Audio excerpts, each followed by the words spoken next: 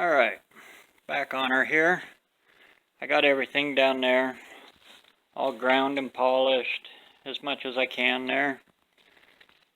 Excuse me. Alright. And then I got a good idea here for that. I was able to look underneath there and get a good estimation on that, on where that all set, and looks good through there. And then I took my Speedy Square here and mounted it like that with a couple more magnets there, held it in place, and I am able to pull the valve cover, but this bolt right here has to be in the valve cover to get it down in there. I just ain't got the room here. I can get a wrench in there, I can get a socket on it, and I can loosen it, but I don't have enough room here to pull it all the way out. So everything else I think I'll be able to take out and still get that. But with all my planning and everything, I think that's where it's going to be. And I lucked out. You can see back behind there, there's actually 2 holes already there.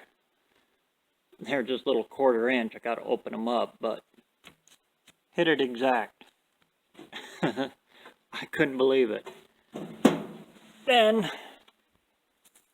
I got the old man out. Dad come out for a while and sat him in the driver's seat and stuck the old steering wheel that's not even there anymore. Got it in there to kind of get an idea where the column's going to be and everything. And had him sit in there, block the seat up so I can get an idea on the hump. And yeah, you guessed it, gotta grab the light because I just set him over here.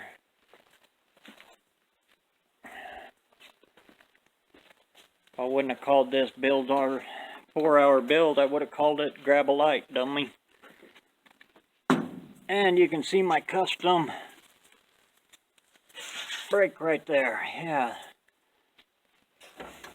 got good throw right there, right? Yeah, it's just holding it up. That's max up. And that's where she'll mount up in there. I couldn't believe it. Them 2 bolts right there actually mounted it up on there. The reason I got it up here like this, now I know the position of it. And it'll sit up about like that. I can cut and bend this, because you can see I got an enormous amount of pedal throw there. That's a good thing. That pedal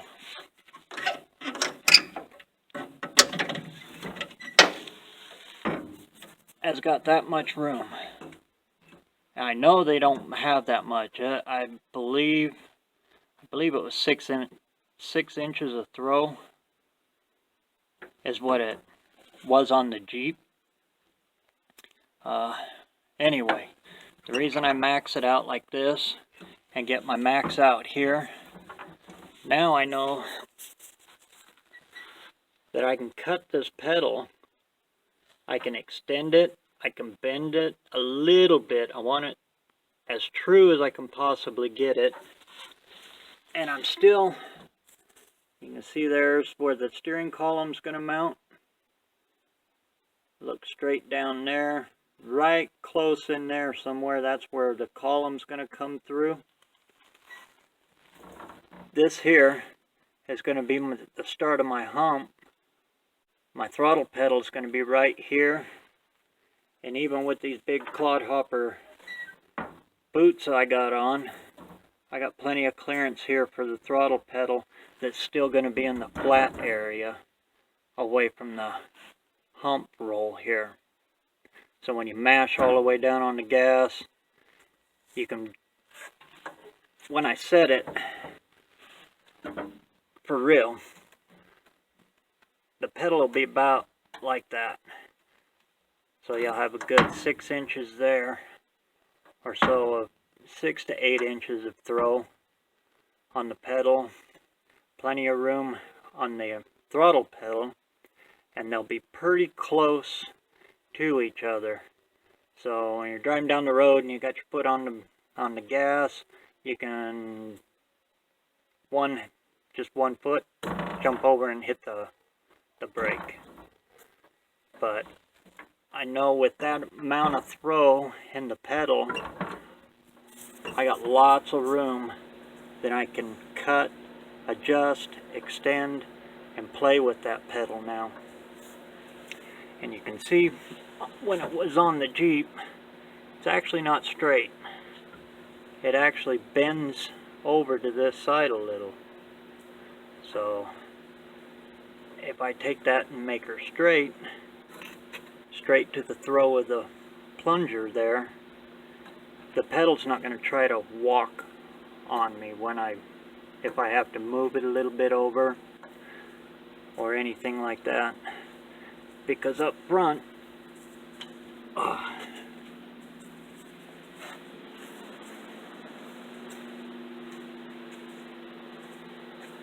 I can't bring this any farther over this way. The master, I can't get it any farther over this way. This is that strut rod. I can't go any higher, and I can't go any lower, or I can't get that valve cover off. So that is right where she's gonna have to be. So I got that much all figured out, and I got a little footage of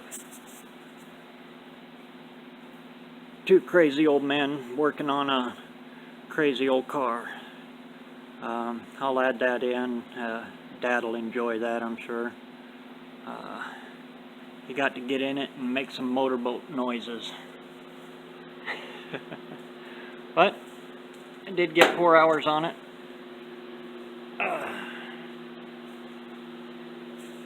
Now I get to run home and do my house chore stuff. But you can see her all right there. Nose all locked down. And that's that seat that I was trying to be real careful around. It's an older reupholstery job, but it's in really good shape. We're still going back and forth on. She actually sits like that.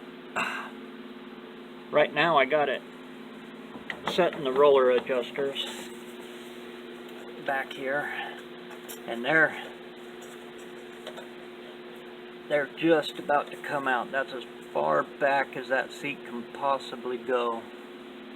And even with it all the way back, boy, it don't give you a lot of leg room in there. These cars are tight.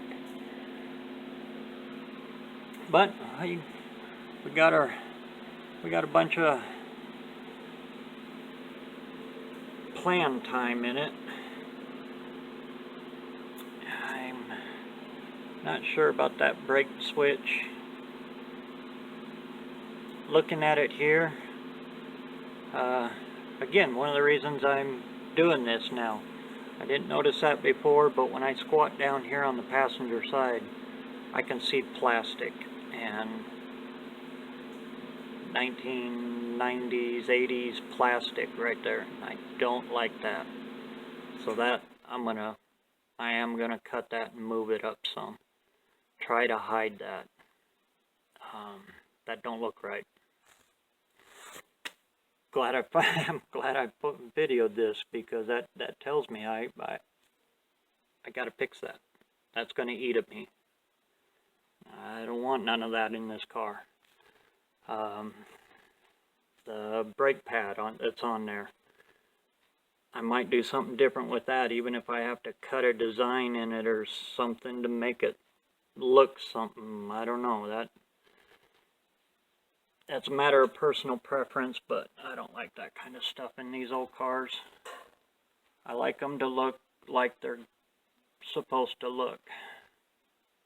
Oh, one thing we did find too, it is going to have a smaller steering wheel, just because of drivability.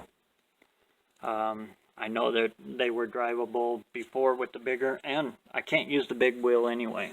The steering wheel in this car was completely gone. I can show it over here.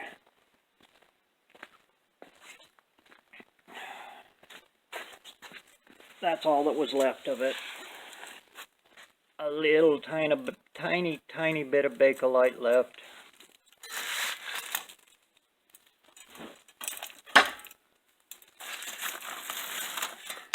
The horn ring busted clear out of it, and this is the way it was in the car. And it's gone. There's absolutely nothing left of it,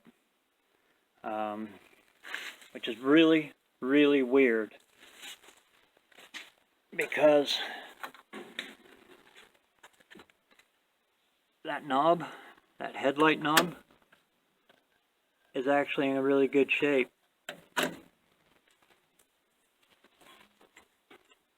That choke knob right there,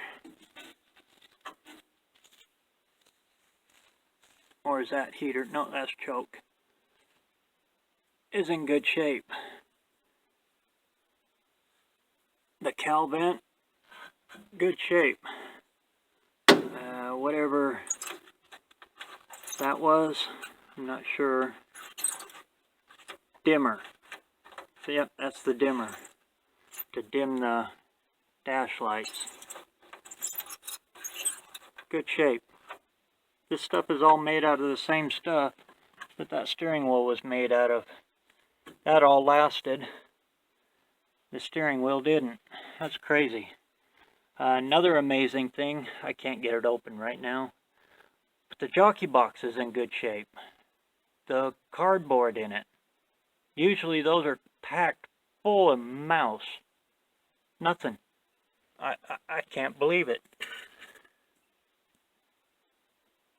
Oh, you can still see the wood grain in that. And when I clean on that a little bit,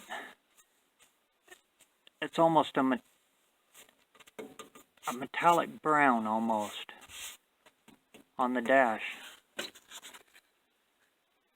up there. That'll clean up real good. See if I can find some spots here. That's all faded. I'll have to find it later, but actually the paint in here, the dash paint and everything, actually looks really good. I think I'll be able to save the interior paint in here. But anyway, oh yep, there's that ugly god dang. Look at it. That's gonna eat at me. Yep, that's gonna eat at me. I gotta get that up here. And I'm still on the flat part of the pedal. Yeah, I can put that right there. If I just move it up that far, when I look at it in here, I put that there. And the car will be lower. Yeah, it just needs to be that much lower. There, I'm starting to see it. Okay. Sorry. I'm using you a little bit there to figure out how to get rid of that. I want to still use it because it's a good one. Oh. Man, that's something there. That brake light switch right there.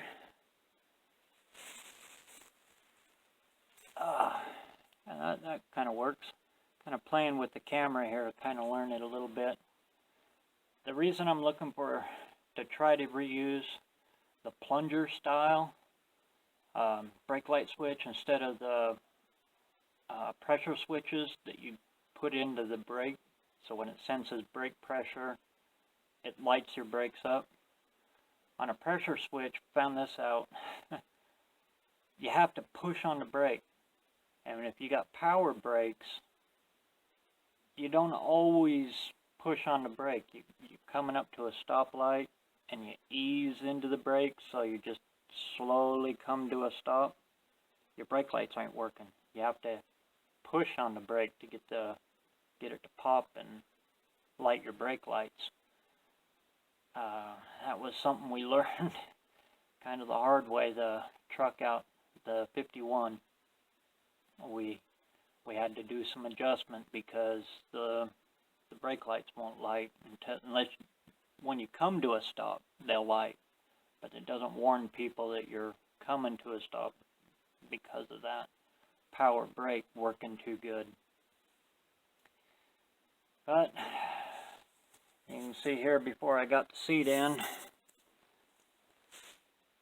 I did a whole mess of grinding all over the place, and now I gotta get that seat back out that weighs a ton and wrap it back up. Got a measurement on my hump, so now I can start on the hump. I can get that brake master set locked in. I'll cut my hole now, drill the 4 holes for the studs. That'll be set, locked, and then build my extension piece that goes from the pedal assembly, and it'll mount up into the dash here. That'll lock the pedal in there solid, so when you step on the brake, it doesn't move. The firewall won't flex. The master cylinder won't move. That all locks it in.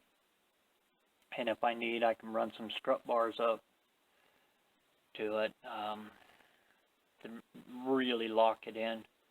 But I don't think I'll have to. Most of them, you lock them in on the top with that double sandwich that's out front on them anyway. It usually locks them in. You can stand on the brake and bend the steering wheel, and that we haven't had them move. But that's where we're at. Did get 4 hours on it today, and got a whole lot of planning. The crucial parts here done.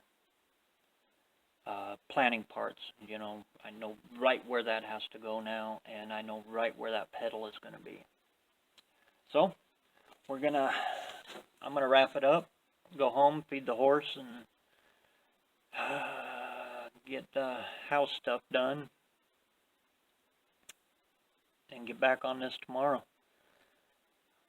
So I don't know, keeping the metal hot. That's a good one. Maybe I'll go with that one. I don't know. Maybe. I don't know.